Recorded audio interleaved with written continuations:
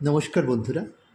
আসলে সবসময় একঘেয়েমি খাবার খেতে খেতে মাঝে মাঝে রুচি পরিবর্তন করার জন্য বাড়িতে এরকম কিছু একটা বানাই। যেমন আজ চিকেন ভর্তা করব বলে আগে বলে রেখেছি।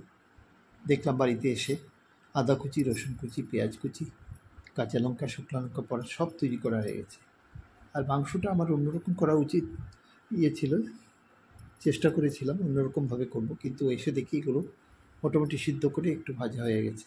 অর্থাৎ জলের যখন সিদ্ধ দেবেন তখন একটু তেল দিয়ে দেবেন।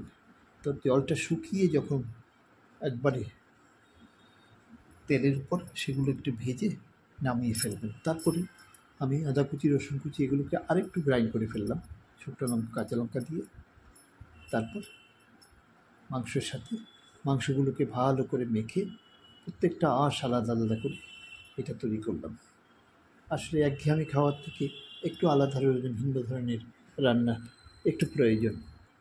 তাতে রুচিরও পরিবর্তন হয়, স্বাদও আসে। কেমন হলো অবশ্যই কমেন্ট করে জানাবেন। এরকম একখানা রান্না আপনারা বাড়িতেও ট্রাই করতে পারেন। সহজলভ্য, কোনো কমার্শিয়াল কোনো সিস্টেম নয়। সহজলভ্য, বাড়িতে যা আছে সেটা দিয়েই তৈরি। দেখুন এর আউটলুকটা, অবশ্যই ভালো লাগবে। ধন্যবাদ সবাইকে, ভালো থাকবেন।